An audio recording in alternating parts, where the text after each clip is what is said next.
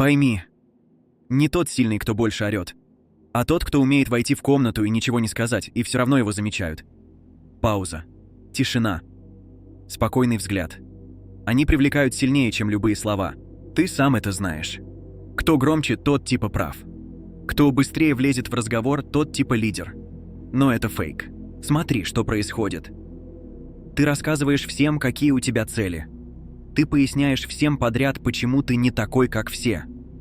Ты оправдываешься, даже если никто не спрашивал. Ты выкладываешь сторис, где пыжишься доказать, что ты крут. Ты сливаешь энергию. Ты делаешь из себя открытый доступ. Ты звучишь как все. А теперь вспомни. Самые уважаемые – это те, кто молчат.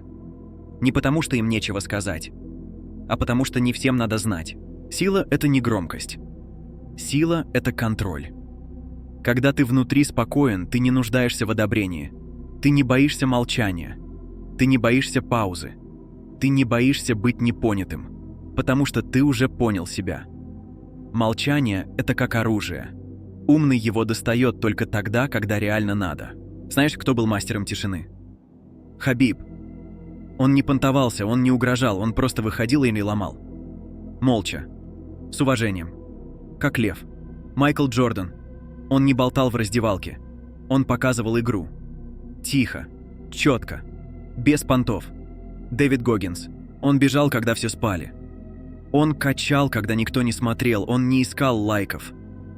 Он искал границу своей воли. И молчал, пока ломал себя. Так вот. Хочешь быть опасным? Научись молчать. Вот тебе правило. Первое. Не поясняй. Не объясняй всем, кто ты и что ты задумал. Скажи. Увидишь. И делай. Второе. Не сливай цели. Ты рассказал? Ты уже отдал часть энергии. Ты сделал? Тебя уважают. Без лишних слов. Третье. Используй паузу. Пауза – это контроль. Когда ты не торопишься с ответом, ты уже доминируешь. Четвертое. Слушай. Пока все базарят, ты собираешь инфу. Ты вникаешь, ты замечаешь, ты готовишь ход. Пятое. Исчезай и возвращайся. Пропал на месяц, прокачался, вернулся другим, без анонсов, без шума. Я это не просто придумал. Я тоже был говорящий. Всегда пояснял, всегда что-то доказывал. И в какой-то момент один брат мне сказал: «Ты выглядишь как серьезный, но звучишь как дешевый». Это сломало меня. И построило заново. Теперь я молчу чаще, чем говорю. И знаешь что? Когда я говорю, все слушают. А когда я молчу, чувствуют. Вот твой вызов. Завтра молчи больше.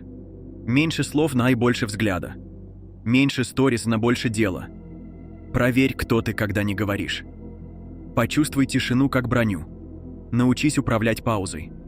Потому что когда ты молчишь с уверенностью, тебя либо боятся, либо уважают. Говорить просто. Влиять – выбор. Поддержи нас, поставь лайк, подпишись. Мы ждем тебя в нашем телеграм-канале для настоящих мужчин. До встречи.